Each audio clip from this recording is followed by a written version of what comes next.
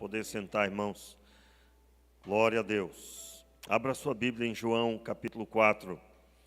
João, capítulo 4, a partir do versículo 43. A cura do filho de um oficial do rei. João, capítulo 4, versículo 43. Nós vamos ler. Verso 43 até o verso 54, que diz assim: 2 dias depois, partiu dali para a Galileia. Ora, Jesus mesmo havia testificado que um profeta não tem honra na sua própria terra. Quando chegou a Galileia, os galileus o receberam. Tinham visto todas as coisas que ele fizera em Jerusalém, por ocasião da festa, a qual também tinham comparecido. Uma vez mais, Jesus foi a Caná da Galileia, onde transformara a água em vinho. E havia ali um oficial do rei, cujo filho estava doente em Cafarnaum. Ouvindo este homem que Jesus tinha chegado a Galileia, foi procurá-lo. Ao encontrá-lo, rogou-lhe que descesse e curasse o seu filho, que estava à morte. Jesus lhe disse, vamos repetir? Se não virdes sinais miraculosos e prodígios, de modo nenhum crereis. Disse o oficial, Senhor, desce e via. Perguntando ele a que hora seu filho se achara melhor, disseram, ontem, à 1h da tarde, a febre o deixou. Então o pai entendeu ser esta exatamente a hora em que Jesus lhe disse, teu filho vive. De modo que creu ele e toda a sua casa. Verso 54, vamos ler juntos? Foi esse o segundo sinal miraculoso que Jesus fez depois de vir da Judéia para a Galileia. Meu Pai, muito obrigado pela Tua palavra, muito obrigado pela graça do Senhor. Concede a nós um pouco mais de entendimento da Tua palavra, do Teu Evangelho. Em nome de Jesus, amém. Meus irmãos, nós estamos percorrendo a Escritura no Evangelho de João, vendo o que João viu, buscando em Deus perceber o que João percebeu. João andou com Jesus e no próprio texto nós já conhecemos, capítulo 1, versículo 14 de João, e o Verbo se fez carne e habitou entre nós e vimos a sua glória, glória como do unigênito do Pai, cheio de graça e de verdade. E exatamente aqui, no texto que lemos de João, capítulo 4, versículo 43 ao 54, onde narra o episódio que Jesus, ele vai para a Galileia. Galileia era a sua terra natal, ele cresceu na Galileia, todos nós sabemos que Jesus nasceu em Belém, cumprindo a profecia de que ele, na descendência de Davi, ele nasceria naquela cidade. Foi profetizado que o Messias iria nascer em Belém. Isso se cumpre ali claramente no texto de Lucas. Lucas entra em detalhes sobre isso. Mas ele era da Galileia, oriundo, seus pais eram da Galileia, e ele viveu a sua vida na Galileia. Ele cresceu e iniciou ali o seu ministério. Nós sabemos que o fato dele morar na Galileia gerava um ambiente nela. A Galileia, por ser a sua cidade, as pessoas não acreditavam nele. Havia uma resistência. Você vai encontrar, por exemplo, na narrativa dos outros 3 evangelhos, sempre nesse mesmo ambiente aqui, um texto semelhante, na mesma época. Nós precisamos, para entender isso claramente, observar que havia uma resistência no coração O texto de Lucas, por exemplo, vai narrar o momento em que ele se manifesta na Galileia, como sendo um momento em que procuram até matá-lo, né? Gostaria até de observar com você aí, volte um pouquinho aí no texto de Lucas, Lucas capítulo 4. Logo aí, versículo 14 em diante, nós encontramos Jesus, após ele sair, né, do deserto, depois de ser tentado pelo diabo. No capítulo 4 de Lucas, a partir do verso 14, vamos ler aí. Então, pelo poder do Espírito, voltou Jesus para Galileia. Notaram aí? E a sua fama correu por toda aquela região. Ele ensinava nas suas sinagogas e por todos era ele elogiado. Chegou a Nazaré, onde fora criado, entrou num sábado na sinagoga, como era seu costume, e levantou-se para ler. Foi-lhe dado o livro do profeta Isaías. Ao abrir o livro, achou o lugar onde estava escrito. Verso 18, vamos ler juntos? O Espírito do Senhor está sobre mim, pelo que me ungiu para anunciar boas novas aos pobres. Enviou-me para proclamar liberdade aos cativos, dar vista aos cegos, para libertar os oprimidos e anunciar o ano aceitável do Senhor. Fechando o livro, voltou-se ao assistente e assentou-se. Os olhos de todos na sinagoga estavam direcionados para ele. Então começou a dizer-lhes: hoje se cumpriu esta escritura que acabais de ouvir. Todos falavam bem dele e se maravilhavam das palavras de graça que saíam da sua boca e diziam: não é este o filho de José? Ele lhes disse: sem dúvida me direis o provérbio, médico, cura-te a ti mesmo. Faze também aqui na tua terra tudo o que ouvimos ter sido feito em Cafarnaum. Continuou ele: em verdade vos digo que nenhum profeta é bem recebido na sua própria terra. Notem que lá no texto Jesus faz menção de novo. Antes de continuar a leitura, irmãos, eu quero só situar você do que está acontecendo. Entenda bem, para nós entendermos o texto de João, é importantíssimo esse texto aqui como um texto base. O texto de Lucas vai narrar do deserto, ele vai logo para a Galileia. Verso 14. Então, pelo poder do Espírito, voltou Jesus para a Galileia. Note aí.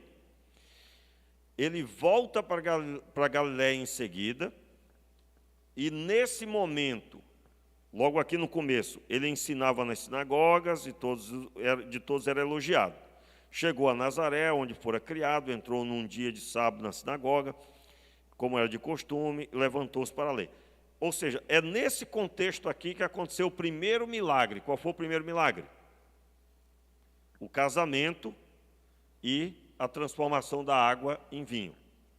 Foi logo no comecinho do seu ministério. Vamos lembrar aí que a ordem, né, cronológica.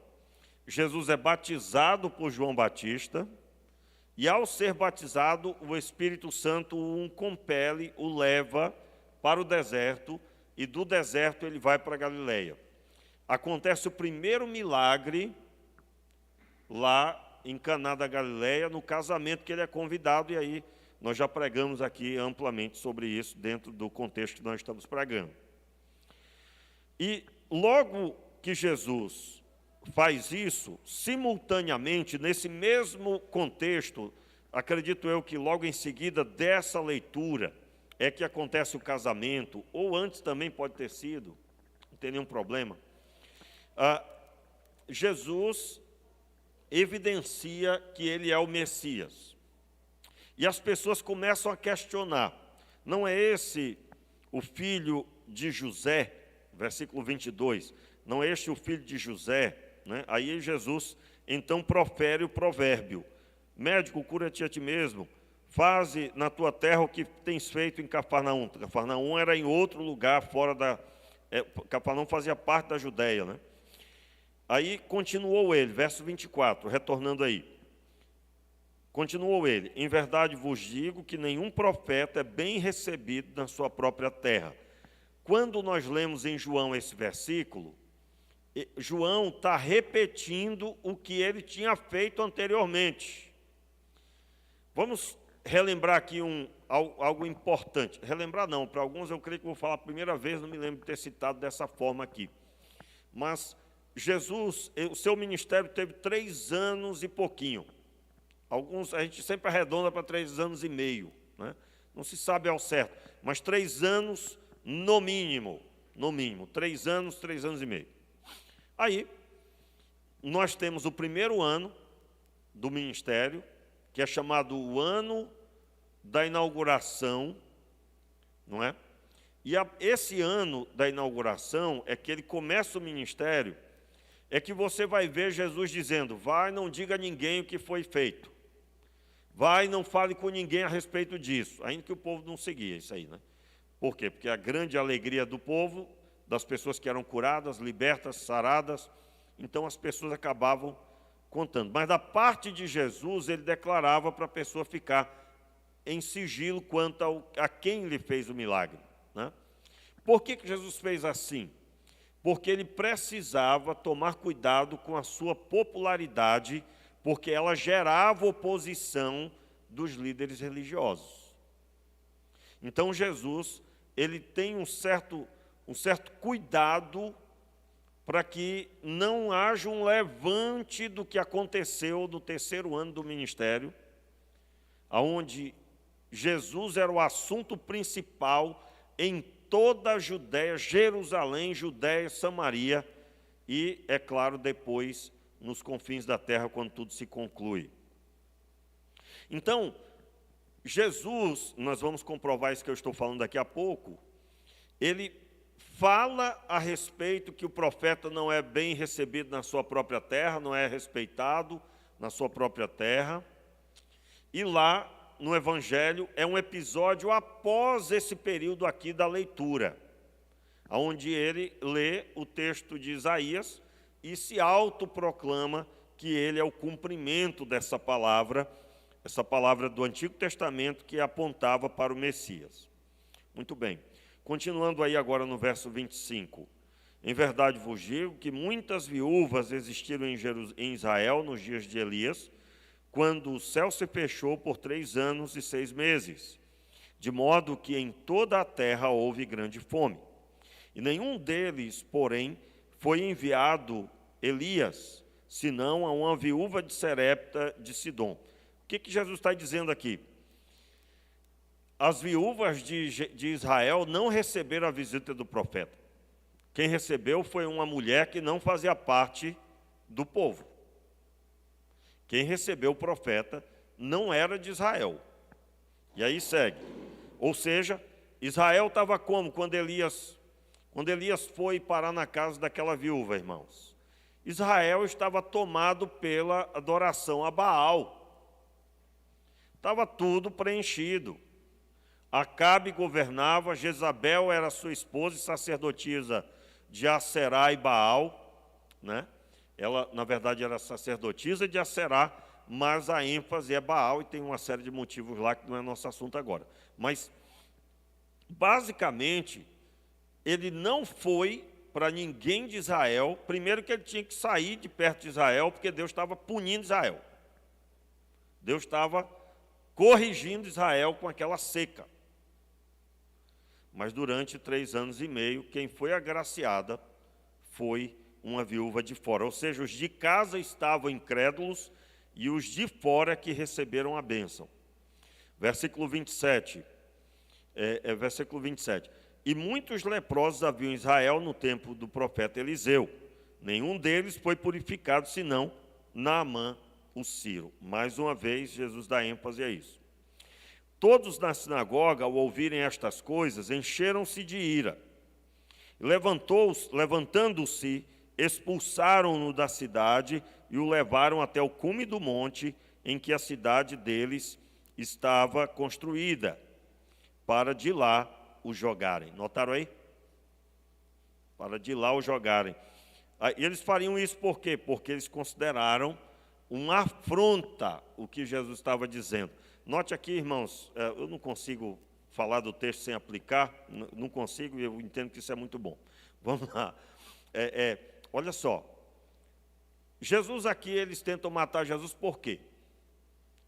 Porque eles entendiam que eles eram o povo de Deus, e eles eram o povo abençoado, e, portanto, quem é esse homem que está dizendo que eu sou aí infiel?